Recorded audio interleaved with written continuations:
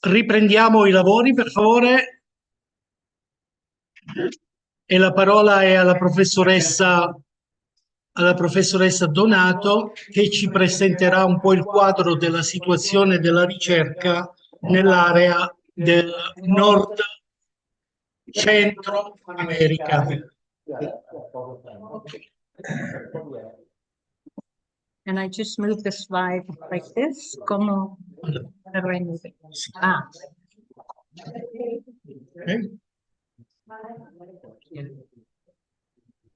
Okay, like that. Okay, and then go back. Okay, perfect. Okay. It's okay? Oh, No. Yeah, it goes down. So maybe here? Yeah. Okay. Okay. Okay.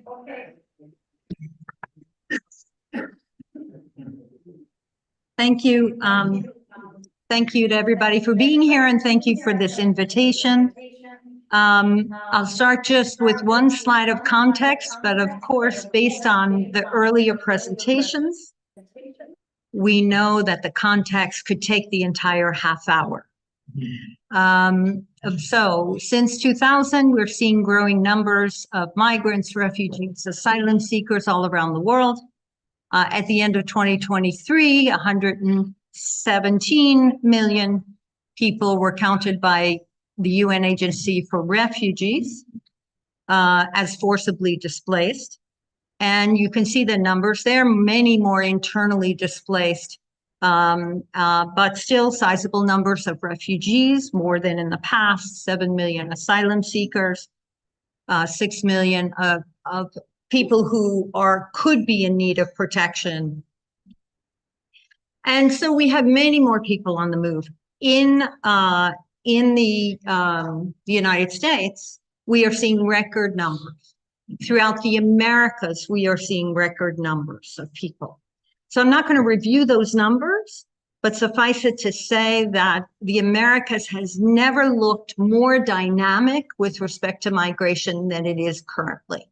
And it's migration from people, people, Venezuelans coming from the Americas, but it's also people coming from all over the world, Afghanistan, Cameroon, Ukraine, and coming up through the Americas to get to the US. So with more people on the move, there are definitely more migration research centers, and they've emerged throughout the US, Canada, and throughout the Americas, although you'll see far less in the Americas that I'm going to talk about, which is Mexico and Northern Central America. Okay, I don't know why that did that, but let's try that. Okay. So I am doing, my talk is taking, the logic of my talk is the reverse than the two talks before me, because I started by mapping out the centers and thinking about what the migration research centers are doing, saying, funding, and then so throughout this, you're going to see this mapping, and then I will talk about emphases, right? What the actual research, where the research is moving. And maybe some of these research centers don't actually map onto where some of the trends and some of the newest data suggest. So a few caveats. Number one, I use the word centers, institutes interchangeably, and I do that, which is a big problem if you go on any US university campus, because centers have meanings that is different from a program, and it all has to do with funding and where the place is situated. But centers, institutes, all those words mean the same thing for this talk. The second is, really broadly speaking, there are two types. There are think tanks, and these think tanks are extremely influential, and we'll start there. But then, of course, there are many international migration research centers.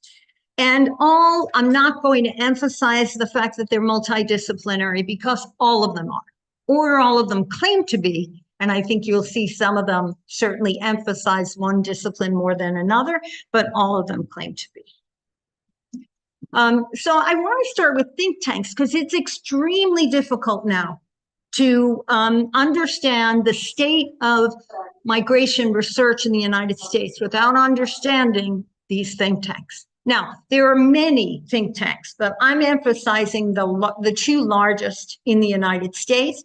And if you can read the little bit of text there, you'll see that, there's Migration Policy Institute and there's the Center for Immigration Studies.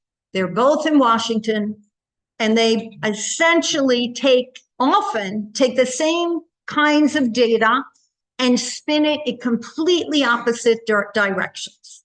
So it shouldn't be a surprise if you know that, to then read that the mission of the Center for Immigration Studies seeks to provide policymakers, other people, information about the effects of legal and illegal immigration with a pro-immigrant but low immigration profile. So that's the contrast there. In comparison to the Migration Policy Institute, they're both, by the way, equally active. If you sign up for their listservs, you will get articles, research. Sometimes it's a few pages, sometimes it's a 30-page paper that really digs deep. You can get this every day from both of these think tanks. So they're extremely competitive, and they're flowing, information's being put out all the time. So the Migration Policy Institute describes itself as seeking to improve immigration and integration through research and analysis, learning opportunities. So all of that is in the Center for Immigration mission statement, but then dialogue. And so, and then the Center for Immigration adds this pro-immigrant but low immigration vision. Both of these think tanks are independent. They both argue they're bipartisan. I don't see any bipartisanship here. But they're really important centers of research. Now, do they do the kind of research that I do? No, because I'm a deep kind of geeky researcher, nerdy. I dig in. I really want to understand what it is I'm studying. But they do a fair amount of not only volume of work, and like I said, there is breadth as well in their work. They are driving, these two think tanks are really driving the narrative in a broad way, beyond the research committee. And they're really pushing to drive it every minute. And then in Canada, again, in the US there are smaller think tanks, but in Canada, sort of the biggest one, people tell me, is the Canadian Institute for Identities and Migration. And what a different name that is, which actually, I think, signals the way that the nature of migration research and the lack of fear or the ability to deal with identities and migration in the same sentence and maybe in the same title of a research paper. Now, of course, I wanted to then do, and I did go and try to compare think tanks in Mexico and Northern Central America. If you come from a big, wealthy country, you might presume that other countries do things in similar ways. So I started really looking into the think tanks in the countries that I'm covering outside of US and Canada. And really, it's not an apples to apples comparison. I'll say that in the written paper that I'll write, but for several reasons that you see here. Number one, the foreign policy circle is narrower than in the US, than in Canada, meaning there's a president, there are a few people around the president, and they are dictating foreign policy. That's what I think is going on as the US, for example, continues to do what Frontex is doing in Europe. The US is constructing a system that goes from north all the way down to south to control people from coming up to the US border, and to now recently with the recent Panama announcement just last week with the new Panamanian government president, the deportation of many people who come through the Darien. So not letting them move forward. And that's with US money, right? So the US is developing a Frontex without formally having a America's Union, let's say. So the foreign policy circle is very narrow. I have repeatedly asked over the course of my career for documents. Just share with me the agreement. What is the agreement that the US signed with Panama to give all this money to deport people? Can I read it? What about the US? Those documents are not to be found. Maybe some historian 20 or 50 or 100 years from now will be able to uncover them, but they're not to be found. For people like me, at least. Fewer people are committed in a number of the countries south of the US border. Fewer of them are committed to advancing a foreign policy agenda, just in terms of the public generally. And then, you cannot be an MPI, Migration Policy Institute, or a CIS, Center for Immigration Studies in the US, without a whole lot of money. And think tanks, definitely need more money. And in these countries, there are fewer funding options. This one? Okay, I got it. Okay. So here is what I've been able to uncover. I have a few emails out to people who might know more in Mexico. So we'll see if this is all I report in the article or if there's a bit more to say. There are a few think tanks in Northern Central America. They are not strong. They're there to have websites, but they are think tanks not on migration, not on immigration. They're think tanks on social, broadly speaking, social issues of the day, and migration is covered there. And then the El Salvador think tank that used to have a live link no longer has a live link. I know the man who ran that, and I've now sent him an email. El Salvador is a country not quite like Nicaragua I was going to speak in Spanish, in this moment, but it's compromised. It's getting more difficult for many people to be there and to express their opinions and their knowledge about migration. So we shouldn't assume that think tanks operate around the world, and in fact, they don't. So if we go to the research centers, I'm going to start by talking about research centers in the US. I count 13. I may have missed one or two, so between 12 and 15. And I'll do another check before I send the piece into you.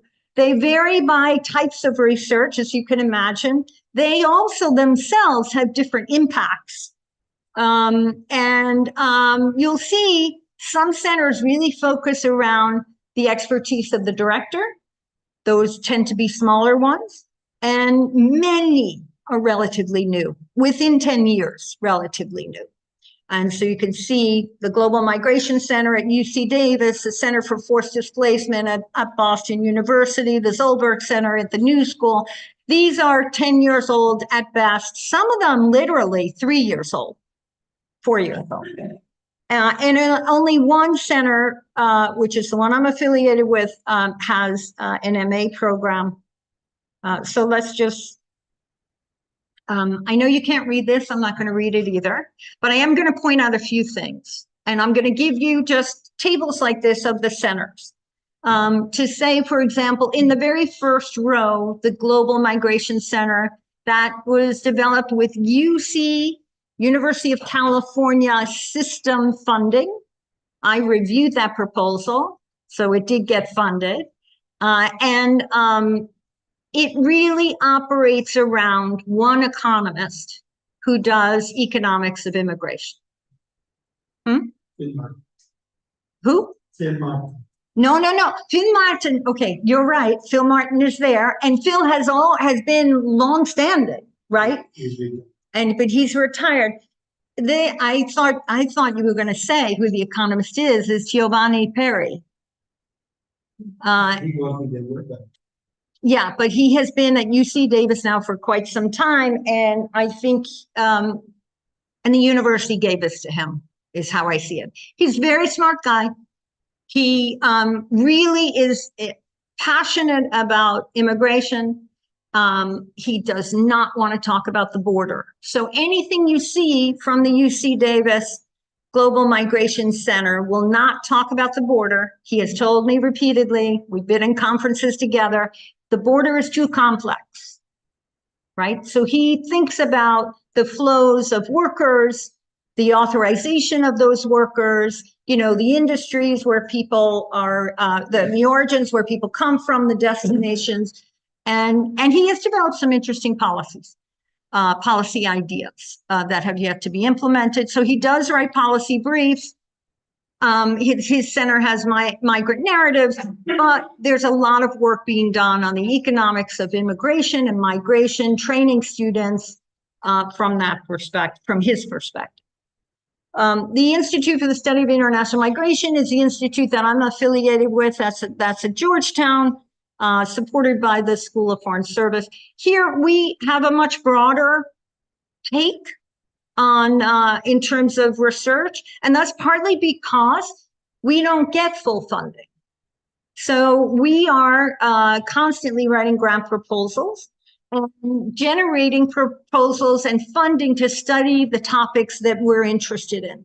So internal displacement, Syrian refugees in Turkey right now, working with UNHCR Mexico on a integration program, moving people from the southern border by Guatemala up to northern cities where there are jobs, unaccompanied children and how they move through the Americas. We even have a big data project where I'm working with a computer scientist and a statistician on trying to develop indirect signals for forced migration before people are actually out of their countries. The Center for Forced Displacement, this is actually a very, I think, great illustration of just how multidisciplinary we have become, this field. The Center for Forced Displacement, which is funded by Boston University, only open for a few years, is run by an engineer. Now, who would have thought that the multidisciplinary that we're talking about would go into engineering? But he's a very serious engineer who is extremely passionate about migrants and refugees. And he has organized a group of engineers to deal with, first to teach engineering students about migrants and about the systems that migrants and engineers kind of go through to hopefully develop new ways of thinking and new systems. Of course, there are humanities faculty, there are social scientists as well, but I'm just saying that an engineer runs it, which is very unusual. And then we have the Zolberg Institute, which is at the New School, and that is an institute that has some humanities faculty, but it's got a very strong tie to the legal issues of the day with respect to visas and how people, asylum and how people come in.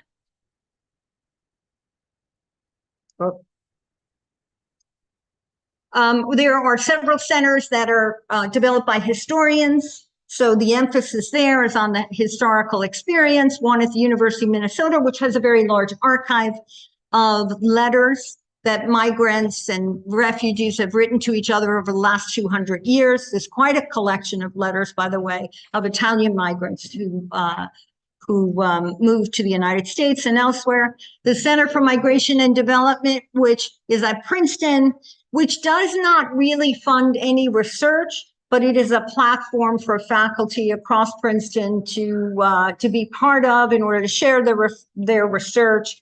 And they have, they've done a lot of work in the last 30 years on the US-Mexico border through Doug Massey, and also the children of immigrants and their trajectories moving forward through Alejandro Portes, both of whom are now retired. So that is a center that I wonder how that will become remade in the future. Same is true for the Berkeley Interdisciplinary Migration Initiative. The leader of that, they call it BIMI, has just moved to the University of British Columbia outside of Vancouver, and that institute, well, they now have a much bigger migration studies and migration research institute, Irene Bloomberg. So it's not clear what will happen there. And then you can see UCLA, the Fletcher School, like where I am, is a school of international relations. The Fletcher School emphasizes practice as well as research, so they provide opportunities for students to go around the world. And then there are the very first one listed here, which is Migrations, a Global Grand Challenge. It actually has a pretty robust website, but when you look at it, it looks like they're phasing out, because the last funded round of projects, they got a lot of money from the Mellon Foundation and right around COVID to develop this center. They funded a lot of research. Some of it is on indigenous peoples and migration in the northeastern part of the U.S. Other projects were on work and immigrant participation in unions. But now I think that might be phasing down. And then you can see, in addition, there are 3 MA programs. In addition to the institute where I am, where we're welcoming our first cohort of graduate students in the fall, there are 3 other MA programs in the US. I bring this up because people in Europe has more than 30 master's programs in refugees or migrants or both. Okay, so in Canada. You'll see there is a lot more emphasis on the social, a lot more emphasis on identity and ethnicity. And all of these, the British, the UBC, York University, the University of Ottawa, and probably the biggest one right now is at the Toronto Metropolitan University, where they have, it's not only the largest, but they have the named professor, the endowed professor on international migration there. And they're doing a lot. They're doing probably everything more than any other center. And you can see 2 MA programs. So like ISOM, where I am, we're interested in governance, we're interested in labor migration, but they also can dig in, especially the center, and the Canadian centers more generally, can dig in more into the politics without feeling like there could be repercussions, which is how most people in the US feel. And then in Mexico, you have 3 large centers. You have others, of course, but 3 large centers: the Colegio de México, the Colegio de la Frontera Norte, and el Colegio de la Frontera Sur. And that's partly because there are now big survey data collection projects associated with those universities, and they have stepped up in a big way. And unfortunately, we only see one for, I know you can't quite see it, but for Guatemala. In Flaxo, Guatemala, there's a small migration. So the mapping exercise reveals many new centers for international migration research, covering a lot of the same topics that most migration researchers in the US would want covered, but some are likely not to exist or not to grow, and some are likely to disappear in the next decade or so. the more we remain entrenched, as the first two speakers pointed out, in the they versus us, in the divide across the political spectrum, the more some of these places will disappear. And the end of private foundation in the US, these centers existed partly because there was private foundation for center funding, not for an individual project, but for center funding. That funding is gone. So unless you can get private donor funding and university funding and external funds, you're not going to be here. Some centers have a very narrow foci, others are broad, and some include instruction and learning. Thank you.